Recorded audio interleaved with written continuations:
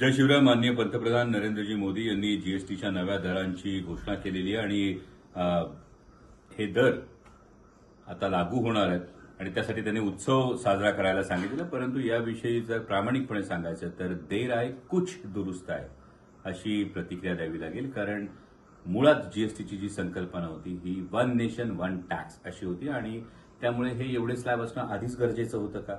म्हणजे हे असं तर नाही झालं ना की एक वडील आपल्या मुलाला दिवसातून 4 वेळा रागवायचे, आता मात्र ते मुलाला 2दाच रागवतात आणि मात्र ते मुलाला सांगतात बघ मी तुझ्यावर किती प्रेम करतो याचा उत्सव.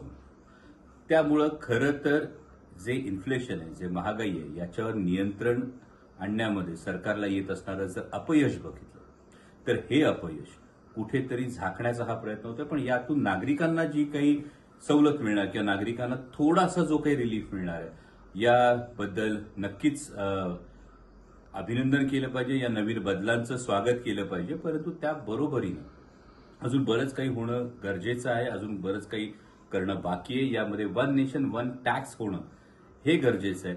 आणि त्याचवेळी जेव्हा महाराष्ट्रासारख्या प्रगत राज्यात दर 3 तासाला एक शेतकरी आत्महत्या करतो, देशाचे आंतरराष्ट्रीय परराष्ट्र संबंध जे आहेत याच्यामध्ये प्रचंड मोठी अस्वस्थता आहे, या सगळ्या गोष्टी समोर असताना उत्सव कसा साजरा करायचा हा एक फार महत्वाचा प्रश्न आहे. त्यामुळे महागाई असेल, बेरोजगारी असेल, शेतकरी आत्महत्या असेल, महाराष्ट्रातली आत्ताची ओल्या दुष्काळाची परिस्थिती असेल, आत्ताच अमेरिकेने ज्या परराष्ट्र संबंधांच्या बाबतीत एक मोठं अपयश आलेलं आहे आणि विजावर लादलेले निर्बंध असतील, यामुळे आयटी क्षेत्रावर निर्माण झालेलं जे एक धुक्याचे ढग असतील, या सगळ्या पार्श्वभूमीवर उत्सव कसा साजरा करायचा हा सुद्धा एक मनात प्रश्न आहे. माजी आमदार माननीय सदा सरवणकर यांचा एक व्हिडिओ माध्यमातून समोर आला. यामध्ये माननीय सदा सरवणकर म्हणतात की विद्यमान आमदारापेक्षा माजी आमदार असूनही 20 कोटी रुपयांचा निधी हा त्यांना उपलब्ध झाला आणि खरोखर हा प्रश्न आहे. आणि हा व्हिडिओ बघून महाराष्ट्रातल्या सर्वच विरोधी पक्षाच्या आमदारांना, विरोधी पक्षाच्या खासदारांना हा प्रश्न पडला असेल. आणि माननीय मुख्यमंत्री महोदयांना ही विनंती आहे, माननीय अर्थमंत्र्यांना ही विनंती आहे की आपण एक श्वेतपत्रिका काढावी ज्यामध्ये विरोधी पक्षाचे आमदार आणि खासदार जे असतील यांना आपलं सरकार स्थापन झाल्यापासून एकूण किती निधी त्यांच्या शिफारसीवर किंवा त्यांच्या मतदारसंघातल्या कामांसाठी वितरित करण्यात आला याची खरोखर एक श्वेतपत्रिका आहे माननीय मुख्यमंत्री महोदयांनी आणि अर्थमंत्री महोदयांनी काढावी. कारण एक खासदार हा 20 ते 25 लाख लोकांचं लोकप्रतिनिधित्व करत असतो. देशाच्या संसदेमध्ये राज्याची बाजू हिरहिरीनं, राज्यातल्या नागरिकांची बाजू हिरहिरीनं मांडत असतो. एक आमदार 4-4, 5-5 लाख लोकांचं प्रतिनिधित्व करत असतो.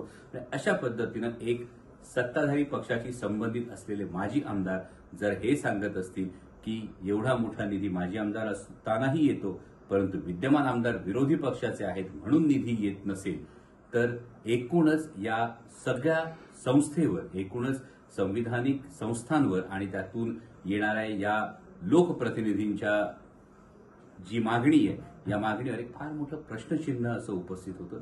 कारण जरी लोकप्रतिनिधी विरोधी पक्षाचा असला तरी नागरिक याच राज्याचे आहेत, नागरिक याच देशाचे आहेत आणि त्या नागरिकांच्या समस्यांसाठी, त्या नागरिकांच्या समस्यांचं निराकरण करण्यासाठीच विरोधी पक्षाचे आमदार असतील, खासदार असतील हे निधीची मागणी करत असतात. त्यामुळे माननीय सदा सरवणकरांचे एका दृष्टीनं आभार की त्यांनी या विषयाला तोंड फोडलं आणि माननीय मुख्यमंत्री आणि माननीय अर्थमंत्री महोदयांना एक विनंती आहे की आपण खरोखर एक श्वेतपत्रिका काढून विरोधी पक्षाचे आमदार आणि खासदार यांना एकूण सत्ता स्थापन झाल्यापासून किती निधी वितरित करण्यात आला याची माहिती राज्याच्या जनतेला द्यावी.